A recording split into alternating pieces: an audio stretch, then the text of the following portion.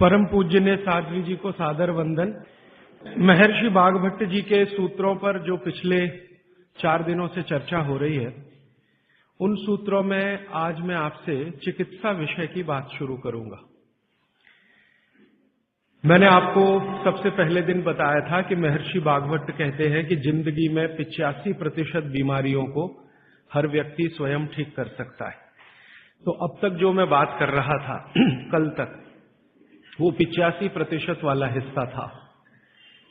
इसमें से आपको कोई भी बात ऐसी नहीं लगी होगी जो किसी विशेषज्ञ की मदद से करनी पड़े। अब तक मैंने जितना भी आपको बताया है वो सब इतनी सरल और सहज बातें हैं जो आप स्वयं कर सकते हैं। आज मैं आपको 15% वाले हिस्से की बात करूंगा।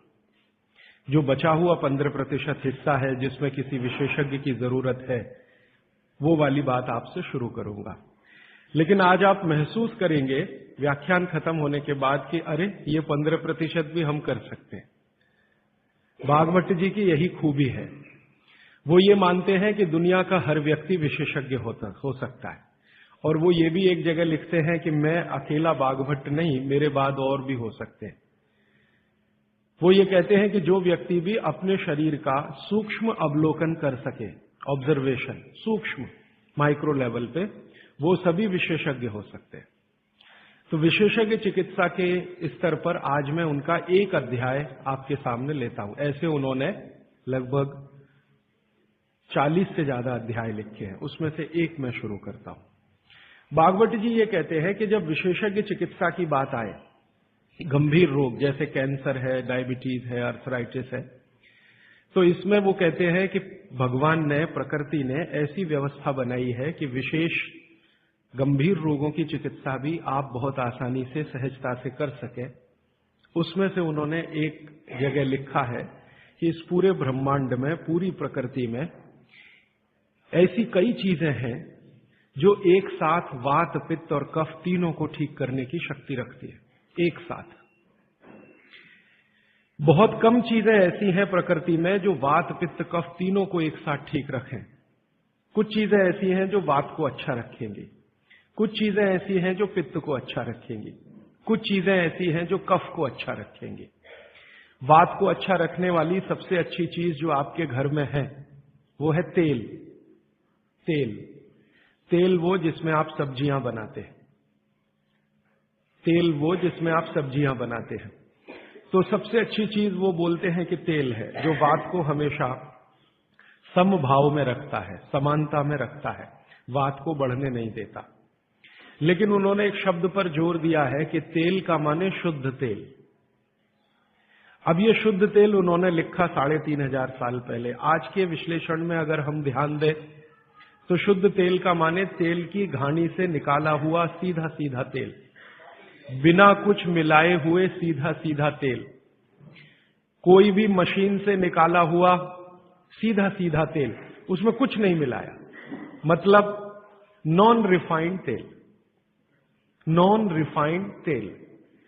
अगर आप तेल खा रहे हैं तो बागभट्ट जी का निवेदन है कि आप तेल शुद्ध खाइए, माने रिफाइंड तेल मत खाइए, डबल रिफाइंड तेल मत खाइए। अब आप कहेंगे जी क्यों नहीं खाएं, डॉक्टर तो यही बोलते हैं कि रिफाइंड खाओ, डबल रिफाइंड खाओ तो आपको हृदय घात नहीं आएगा, वगैरह वगैरह। ये जो रिफाइंड तेल है, मैंने इनको देखा है कैसे रिफाइंड किया जाता है। आप भी देख लें, कभी मौका मिले तो बहुत अच्छा होगा। किसी भी तेल को रिफाइंड करने में 6 से 7 केमिकल इस्तेमाल होते हैं और डबल रिफाइंड करने में 12 से 13 केमिकल इस्तेमाल होते हैं। वो सब केमिकल मनुष्य के द्वारा बनाए गए हैं प्रयोगशाला में। भगवान का बनाया हुआ एक भी केमिकल तेल को रिफाइंड नहीं कर सकता। भगवान का बनाया हुआ माने प्रकृति का दिया हुआ, जिसको आप अंग्रेजी में कहते हैं ऑर्गेनिक। ऑर्गेनिक एक भी केमिकल नहीं है जो तेल को साफ कर सके, एक भी केमिकल दुनिया में नहीं। जितने भी केमिकल तेल को साफ करने के लिए उपयोग किए जाते हैं वो सब इनऑर्गेनिक है, और इनऑर्गेनिक केमिकल ही दुनिया में जहर बनाते हैं और उनका कॉम्बिनेशन जहर की तरफ ही लेके जाता है। आज की दुनिया में मॉडर्निज्म के नाम पर, आधुनिकता के नाम पर जितने इनऑर्गेनिक केमिकल्स जगह जगह इस्तेमाल हो रहे हैं, वो सब आपको धीरे धीरे उस तरफ ले जा रहे हैं जहां आप जहर अपने ही शरीर में पैदा कर दें। इसलिए रिफाइंड तेल, डबल रिफाइंड तेल गलती से भी मत खाइए। भागवत जी कहते हैं कि जिंदगी भर वात को ठीक रखना है, जिंदगी भर। तो वात को ठीक रखने के लिए सबसे सरल चिकित्सा वो बोलते हैं वो तेल का ही है। वो कहते हैं शुद्ध तेल खाइए। शुद्ध तेल माने घानी से निकाला हुआ तेल। अब आपके मन में दो प्रश्न आएंगे तुरंत कि शुद्ध तेल में तो बास बहुत आती है। हाँ, सीधा प्रश्न। दूसरा प्रश्न आएगा जी शुद्ध तेल बहुत चिपचिपा होता है, गाढ़ा होता है, चिपचिपा होता है और बास अलग से आती है। हम लोगों ने जब शुद्ध तेल पर भारत देश के कुछ वैज्ञानिकों की मदद से काम किया, एक तरह से कहे रिसर्च किया, तो पता चला कि तेल का जो चिपचिपापन है वो उसका सबसे महत्वपूर्ण घटक है। तेल में बहुत कुछ होता है, जैसे मैंने आपको पहले दिन बताया ना, मिट्टी में माइक्रो न्यूट्रिएंट्स है, कैल्शियम है, आयरन है, सिलिकॉन है, कोबाल्ट है, ऐसे तेल में भी है, हर चीज में है। तो तेल का जो सबसे महत्वपूर्ण हिस्सा है वो उसका चिपचिपापन ही है। और जैसे ही तेल में से ये चिपचिपापन निकाला तो पता चला वो तेल ही नहीं बचा। तेल जिस चीज के लिए खाया जाता है वो बचा ही नहीं, वो हिस्सा ही गायब हो गया। फिर हमने देखा कि तेल में जो बास आ रही है, बास, वो उसका प्रोटीन कंटेंट है। तेल में प्रोटीन बहुत है। जैसे आपने सुना है दालों में प्रोटीन होता है, दालों में प्रोटीन सबसे ज्यादा है, भगवान का, ईश्वर का दिया हुआ। दालों के बाद दूसरे नंबर पर जो प्रोटीन सबसे ज्यादा है वो तेलों में है। तो आप जो तेल में देख रहे हैं कि उसकी बास है, वो बास जो है ना, उसका ऑर्गेनिक कंटेंट है प्रोटीन के लिए। 4-5 तरह के प्रोटीन है सभी तेलों में। आप जैसे ही तेल की बास निकालेंगे उसका प्रोटीन वाला घटक गायब हो जाता है। अब बास निकाल दिया तो प्रोटीन निकल गया, और चिपचिपापन निकाल दिया तो उसका जो फैटी एसिड है वो गायब। अब ये दोनों ही चीजें गायब हो गई तो तेल नहीं रहा, वो पानी है एक तरह से। इसलिए भागवत जी ने सूत्र लिखा कि जिंदगी भर वात की चिकित्सा अगर आपको करनी पड़ जाए तो बेहतर है कि आप शुद्ध तेल खाएं तो वात की चिकित्सा ही ना करनी पड़े। और मैंने आपको सबसे पहले दिन बताया था कि दुनिया में सबसे ज्यादा रोग वात के ही हैं, सबसे ज्यादा रोग। ये घुटने दुखना से लेकर कमर दुखना, हड्डियों में दर्द, ये वात के तो रोग है ही। सबसे खतरनाक वात का रोग है हार्ट अटैक, हृदयघात। सबसे खतरनाक बात का रोग है पैरालिसिस। सबसे खतरनाक बात का रोग है ब्रेन का डैमेज हो जाना। तो ये खराब से खराब जो रोग आपकी जिंदगी में है, इनमें वात के खत्म हो जाने की या वात के पूरी तरह से बिगड़ जाने की भूमिका सबसे बड़ी है।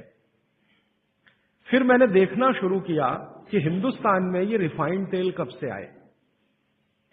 आज से 50 साल पहले तो कोई जानता नहीं था कि रिफाइंड तेल क्या होता है। ये पिछले 20-25 वर्षों में आए हैं रिफाइंड तेल। कुछ कंपनियां निकली इस देश में, कुछ विदेशों से आई, कुछ हिंदुस्तानी कंपनियां, दोनों ने मिलकर रिफाइंड तेल का चक्कर चलाया। रिफाइंड तेल बहुत अच्छा है, बहुत अच्छा है। अब ये बहुत अच्छा उन्होंने कहा, किसी ने माना नहीं, तो डॉक्टरों से कहलवाया, बहुत बड़े बड़े डॉक्टरों से कहलवाया। जो डॉक्टर अपने मरीजों को कहते हैं कि भैया तेल हमेशा रिफाइंड ही खाना, ये वाला तेल लाना, वो वाला तेल लाना, अलग अलग ब्रांड के है ना, सफोला ले आना, सनफ्लावर ले आना, ये ले आना, वो ले आना। इन डॉक्टरों के साथ मैंने जब वार्ताएं करना शुरू किया, खासकर बंबई के कुछ डॉक्टरों को जो हर समय ये प्रेस्क्रिप्शन के साथ कहना नहीं भूलते कि तेल सफोला का ही खाना या तेल ये ही खाना, तो मैंने कहा डॉक्टर साहब सफोला से आपका क्या रिश्ता है? जो आप हर मरीज को कहते हैं तेल सफोला का ही खाना, ये क्यों नहीं कहते तेल तिल का ही खाना? ये क्यों नहीं कहते तेल नारियल का ही खाना?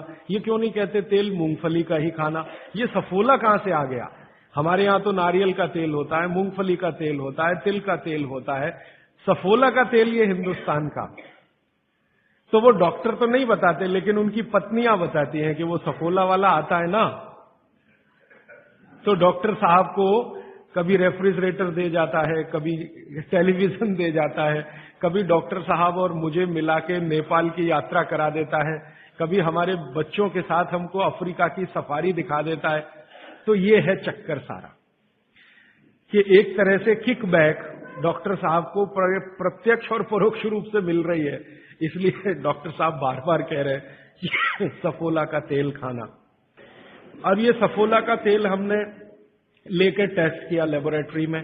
सूरजमुखी का तेल जो अलग अलग ब्रांड का है वो टेस्ट किया लेबोरेटरी में। दिल्ली में all India institute of medical sciences के कई डॉक्टरों को इसमें इंटरेस्ट हुआ कि बात तो ये गहरी है, इस पे काम करके देखना चाहिए। तो वो डॉक्टरों ने जो कुछ भी निकाल के दिया है रिसर्च के रूप में, है तो बहुत मोटा हिस्सा, अगर बात करूं तो बहुत दिन बीत जाएंगे, उसका निष्कर्ष एक वाक्य में बता देता हूं कि तेल में जैसे ही आप बांस को निकालेंगे और उसका चिपचिपापन हटाएंगे, वो तेल ही नहीं रहता, तेल के सारे महत्वपूर्ण घटक निकल जाते हैं। और डबल रिफाइंड में तो कुछ भी नहीं बचता। डबल रिफाइंड तो बिल्कुल छूछ है, कुछ है ही नहीं उसमें, और आप उसको खा रहे हैं। तो तेल के माध्यम से शरीर को जो कुछ चाहिए वो मिलता नहीं। आप बोलेंगे जी तेल के माध्यम से हमारे शरीर को क्या मिलता है। मैं बार बार एक शब्द पे आपको ध्यान लाया, HDL, हाई डेंसिटी लिपोप्रोटीन। ये तेलों में से ही आता है आपके शरीर में। वैसे तो ये लीवर में बनता है, लेकिन तेल खाएं तब, खाएंगे नहीं तो बनेगा नहीं है। तो शुद्ध तेल आप खाएं तो आपके लीवर की मदद से HDL आपके शरीर में बेहतरीन स्थिति में रहे। और ये HDL ही है जो आज की रिसर्च बताती है जो वात को कंट्रोल कर सकता है, HDL ही है। तो आधुनिक विज्ञान का ये HDL और 3500 साल पहले के विज्ञान बागभट्ट चिकित्सा का तेल, ये दोनों एक ही चीजें हैं। तो आप शुद्ध तेल खाएं तो HDL अच्छा रहे। HDL अच्छा रहे, जिंदगी में हार्ट अटैक आने की कोई संभावना नहीं। आप निसंकोच अपना जीवन बिताइए। फिर एक और महत्व की बात, हमने हमारे कुछ दोस्त लोग हैं इस अभियान में जुड़े हुए, उनके ऊपर एक्सपेरिमेंट किए। खासकर छत्तीसगढ़ में हमारे कुछ मित्र हैं। मैंने कहा भाई आप ऐसा करो, चिकित्सा करनी है तो बागभट्ट की करो। हाँ ठीक है करेंगे। तुम डॉक्टर बंद कर दो। हाँ बंद कर देंगे। तो ऐसे हमने कुछ हमारे दोस्त इकट्ठे किए जिनको बहुत ज्यादा समस्या है कोलेस्ट्रॉल की, बहुत ज्यादा समस्या है ट्राइग्लिसराइड की, बहुत ज्यादा समस्या है हाई बीपी की। ऐसे कुछ लोग इकट्ठे किए और छत्तीसगढ़ में ये इसलिए किया कि छत्तीसगढ़ भारत में ऐसा एक राज्य है जहां शुद्ध तेल अभी भी मिलता है। गांव गांव में तेल निकालने वाली घानियां हैं, आसानी से तेल उपलब्ध है और आसानी से सरसों भी उपलब्ध है, मूंगफली भी उपलब्ध है। तो वहां करने का ये एक ही प्रयोजन था और ये लगभग हम 3-3.5 साल से कर रहे हैं। अभी भी ये चालू है, हमारा काम बंद नहीं हुआ है। तो वहां हमने जिन जिन लोगों को शुद्ध तेल पर लाया उनका ये बंद करा दिया, रिफाइंड और डबल रिफाइंड, और शुद्ध तेल पर वो आते गए। अभी उनकी स्थिति ये है कि जब हम उनको डॉक्टर को दिखाते हैं और पुरानी रिपोर्ट लेके जाते हैं कि देखो 3 साल पहले इनकी ये रिपोर्ट थी, कोलेस्ट्रॉल इतना, ट्राइग्लिसराइड इतना, ये इतना, तो डॉक्टर कहता है ये रिपोर्ट में तो 8 दिन के ज्यादा जिंदा नहीं रहना चाहिए, हार्ट अटैक आना ही चाहिए और मरना ही चाहिए, लेकिन आप बचे कैसे हैं। तो अब रिपोर्ट ये देख लो। आज की रिपोर्ट उनको दिखाते हैं तो वो कहते हैं कि मिरेकल है, ये मिरेकल कुछ नहीं है, चमत्कार कुछ नहीं, बस एक ही है कि शुद्ध तेल खाया उन्होंने और जो तेल के घटक होते हैं वो भरपूर मात्रा में उनके शरीर को मिले, इसलिए उनके ट्राइग्लिसराइड्स लेवल कम हुए, कोलेस्ट्रॉल लेवल माने VLDL, LDL कोलेस्ट्रॉल लेवल कम हुए, HDL उनका बहुत तेजी से बढ़ा, ब्लड प्रेशर उनका अपने आप कम हुआ, हार्ट अटैक आने की जो कंडीशन बनी हुई थी वो पूरी तरह से खत्म हुई। और अब इतना काम करने के बाद मुझे ये कॉन्फिडेंस हो गया है कि उनमें से 2 हमारे कार्यकर्ता तो ऐसे हैं जिनको हार्ट में भयंकर ब्लॉकेज थे, अभी चेक कराएंगे तो वो ब्लॉकेज भी नहीं मिलेंगे। ये आया रिपोर्ट और बागभट्ट जी का देखकर फिर मैंने देखना शुरू किया। आप भी जरा पुरानी चीजें याद करिए, 20 साल पहले की, 25 साल पहले की। तो हमारे घरों में बहुत सारी चीजों में बहुत बार तेल का उपयोग होता था और तेल के साथ घी का उपयोग तो और भी ज्यादा होता था। तेल और घी एक ही कैटेगरी मान लें। आधुनिक विज्ञान के हिसाब से। वैसे आयुर्वेद के हिसाब से दोनों अलग कैटेगरी हैं, लेकिन 1 मिनट के लिए मान लें हम, कितने बार हम घी का उपयोग करते थे घरों में।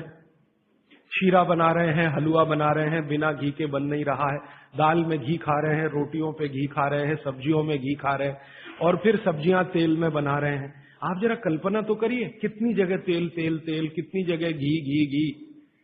और 40 साल पहले मैंने तो नहीं सुना, पता नहीं आपने सुना, मेरे पिताजी को मैं पूछता हूं कि कितने हार्ट अटैक होते थे, तो मेरे पिताजी कहते हैं अपने परिवार में तो एक भी नहीं हुआ।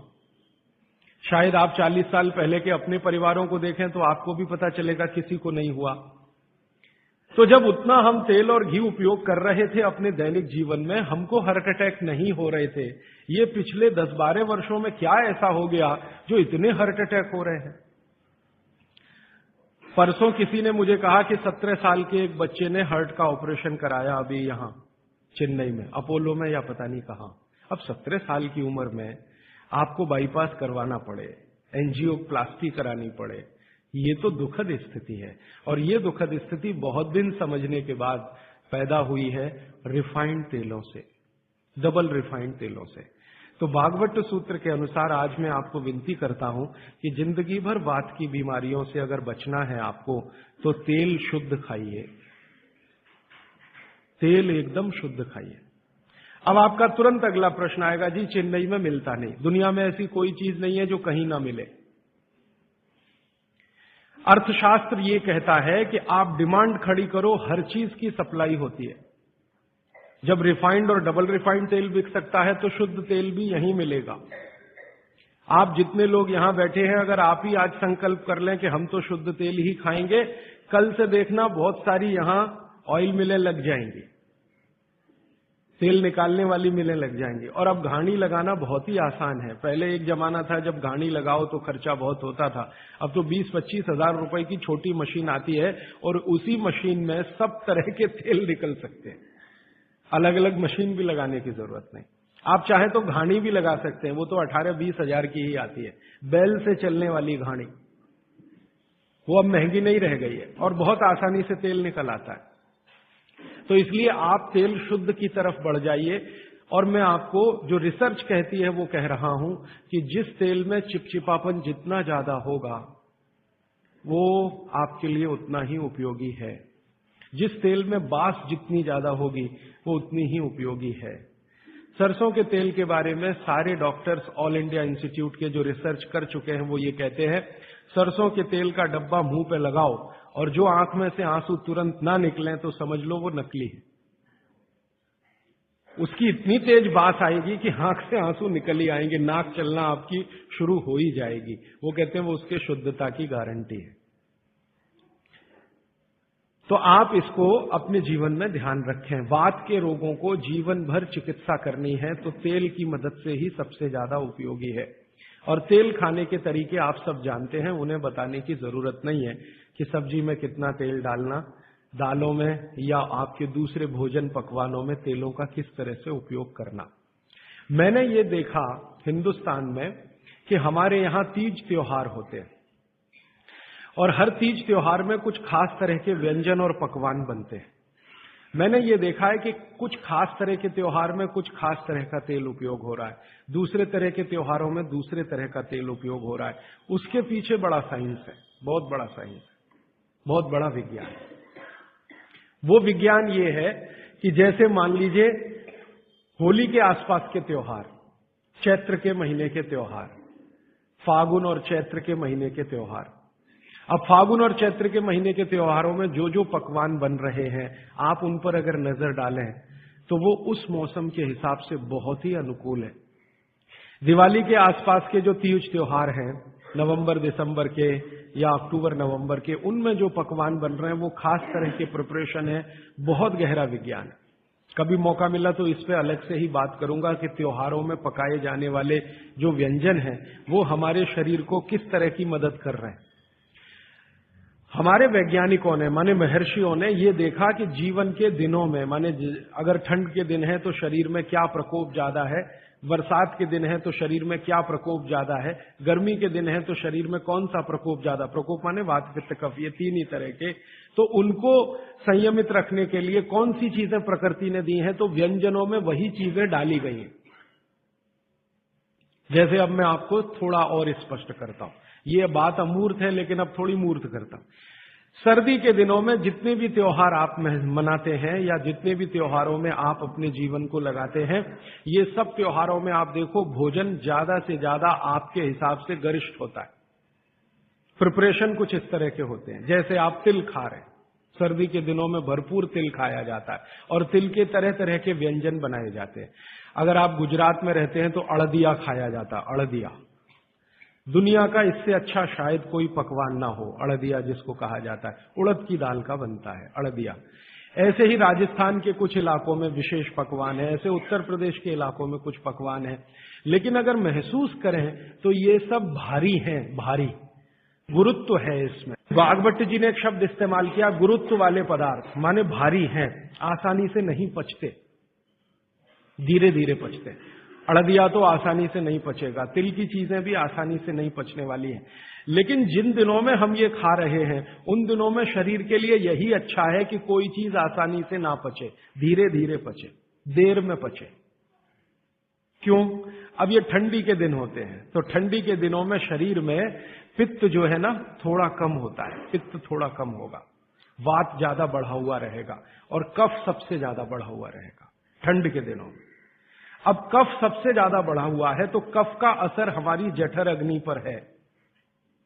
अब कफ का असर जठर अग्नि पर है तो जठर अग्नि भी थोड़ी कम रहती है, थोड़ी, जो गर्मियों के दिनों में वो भड़कती है उतनी नहीं होती।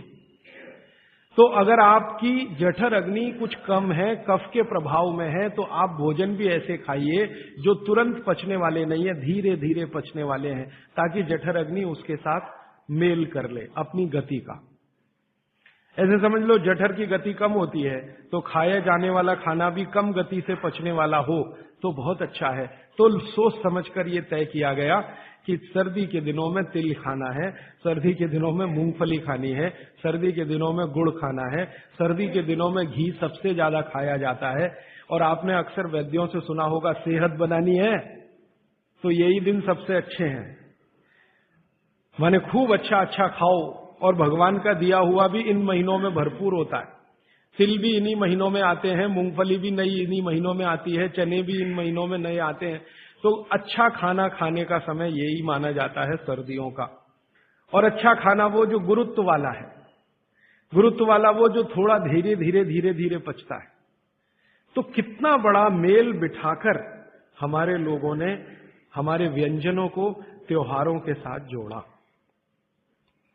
गर्मी के दिनों में उल्टा होता है, गर्मी के दिनों में आपका पित्त भड़कता है, माने अग्नि तीव्र है, तो आप ऐसा खाना खाओ जो जल्दी हजम हो जाए। बारिश के दिनों में सम रहता है, पित्त जो है बहुत ही कम होता है। तो बारिश के दिनों में यह कहा जाता है कि भैया सबसे हल्का खाना खाओ बारिश के दिनों में, क्योंकि पित्त उस समय सबसे कम है। और कई बार तो कहते हैं जी एक ही बार खा लो तो अच्छा है बारिश के दिनों में। और जैन समाज वाले तो जानते हैं कि बारिश के दिनों के खाने में बहुत रिस्ट्रिक्शन है। क्यों जी? ऐसा खाना तो आप खा ही नहीं सकते जिसमें पानी बहुत हो, क्योंकि शरीर में ही पानी बहुत होता है उस समय, प्रकृति के हिसाब से शरीर चलता है। तो बारिश के दिनों में अक्सर आपने सुना है जैन साधु संतों के मुंह से कि हरा पत्ती का सब्जी मत खाओ, हरा सब्जियां मत खाओ, ये वगैरह वगैरह। हरे पत्ती की सभी सब्जियां बहुत पानी भरी भरी, पानी शरीर में ही पहले से ज्यादा है क्योंकि बारिश में नमी ज्यादा है। तो आप ज्यादा पानी के शिकार होंगे, ज्यादा पानी भी अच्छा नहीं है, कम पानी भी अच्छा नहीं है। तो इसलिए साधु संत जो कहते हैं वो भी कुछ विज्ञान के आधार पर कहते हैं। बस अंतर इतना ही है कि हमारे दिमाग में क्यों इतना गहरा घुसा हुआ है कि जब तक क्यों एक्सप्लेन कोई नहीं करता हम ना उसकी बात सुनते हैं ना मानते। तो अपने देश में भागवत जी के अनुसार वात की चिकित्सा जिंदगी भर अच्छी रहे आपकी तो तेल शुद्ध खाइए, ये एक सूत्र। अब दूसरा सूत्र वो कहते हैं कि पित्त की चिकित्सा, पित्त जिंदगी भर आपका ठीक रहे, आपको तकलीफ ही ना आए, तो कहते हैं देशी गाय का घी खाइए।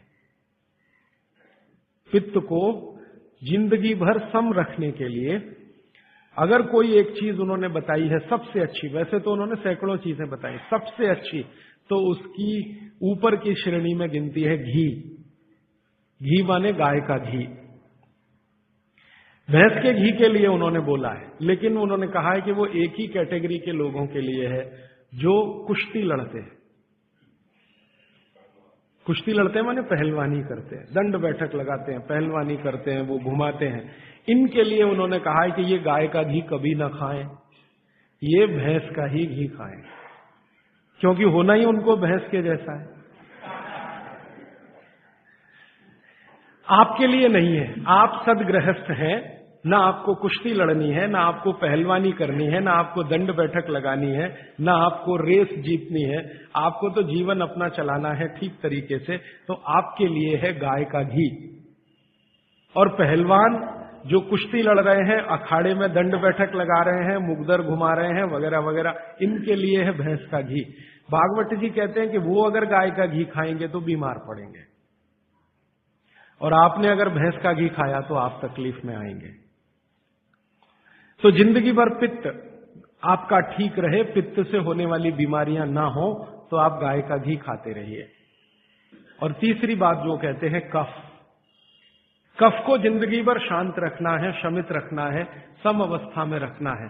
तो सबसे अच्छी चीज जो उन्होंने बताई है, वैसे तो सैकड़ों हैं, लेकिन मैं सबसे अच्छी चीज पहले बता रहा हूं। वो कहते हैं नंबर 1 की चीज है कफ को शांत रखने के लिए, वो है गुड़। और ऑब्लिक करके उन्होंने एक चीज बताई है, शहद। तो वो कहते हैं कि जो शहद खा सकते हैं वो शहद खाएं, जो नहीं खा सकते वो गुड़ खाएं। अब आप में से जो जैन सिद्धांतों का पालन करने वाले हैं उनके लिए है गुड़, और जो जैन सिद्धांतों का पालन नहीं करते वो शहद भी ले सकते हैं। तो 3 चीजों की अब बात मैं कर रहा हूं। पहली चीज हो गई शुद्ध तेल, दूसरी चीज हो गई गाय का घी, और तीसरा हो गया गुड़। उल्टे से शुरू करता हूं, गुड़ कफ को कैसे शांत रखेगा। आधुनिक विज्ञान की जानकारी कुछ मैं आपको इसमें जोड़ना चाहता हूं। कफ जब भी बिगड़ता है, कफ जब भी बिगड़ता है तो शरीर में एक तत्व की बहुत कमी आ जाती है, वो है फास्फोरस। केमिकल है एक फास्फोरस। जब भी कफ बिगड़ेगा तो आप समझ लो आपके शरीर में फास्फोरस की कमी है। और फास्फोरस का एक छोटा भाई भी है, आर्सेनिक। आर्सेनिक वैसे तो शरीर में ना रहे तो अच्छा है क्योंकि जहर है, लेकिन बहुत मामूली मात्रा में रहे तो फास्फोरस को ताकत देता है ये आर्सेनिक। फास्फोरस का कॉम्प्लीमेंट्री है आर्सेनिक। ये केमिस्ट्री की बात है। अब आप समझ लीजिए कि कफ आपके शरीर में बढ़ गया, इसका माने फास्फोरस कम हो गया। तो भागवत जी ने कितनी इंटेलिजेंसी से चुना, गुड़ खाओ। हमने गुड़ को जब टेस्ट किया लेबोरेटरी में तो उसमें सबसे ज्यादा फास्फोरस ही है। गुड़ में सबसे ज्यादा फास्फोरस है। हालांकि उसमें थोड़ा मात्रा में आर्सेनिक भी है, लेकिन फास्फोरस उसमें सबसे ज्यादा मात्रा में है। और गुड़ जो बना है ना, किससे बना है? गन्ने के रस से। तो गन्ने के रस को टेस्ट किया तो पता चला गन्ने के रस में फास्फोरस है, लेकिन गन्ने के रस से ज्यादा गुड़ में है। गन्ने के रस में भी फास्फोरस है, लेकिन उससे ज्यादा गुड़ में है। तो क्या किया हमने? गन्ने के रस को गर्म किया। तो गर्म करने की जो प्रक्रिया है, इसमें फास्फोरस घटा नहीं, बढ़ा। ये पता नहीं क्या अद्भुत विज्ञान है। तो भागवत जी ने ये नहीं कहा कि गन्ने का रस पियो, उन्होंने कहा गुड़ खाओ। गन्ने के रस को भी वो कह सकते थे क्योंकि फास्फोरस उसमें है, लेकिन गन्ने के रस से ज्यादा बेहतरीन स्थिति का फास्फोरस गुड़ में है, जो सबसे जल्दी हजम होता है। ये गुड़ ऐसी अद्भुत चीज है जो 1 दिन के बच्चे को भी खिलाया जा सकता है। 1 दिन के बच्चे को, आज बच्चा पैदा हुआ, आप शाम को उसे गुड़ दे सकते हैं, आज ही दे सकते हैं। हाँ, तो आप जो है एक ऐसी स्थिति में है जहां आपके पास कई चीजें उपलब्ध हैं, उनमें से भागवती जी चुनकर दे रहे हैं कि देखो ये है।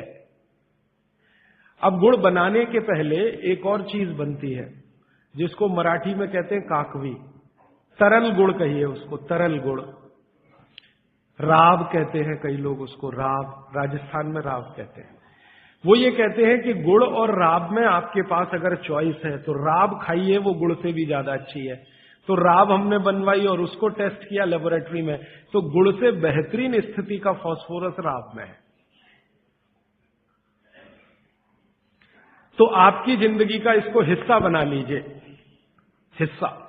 कफ की जिंदगी में तकलीफ कभी भी नहीं आए जो आप राब और गुड़ खाएं। ये आपकी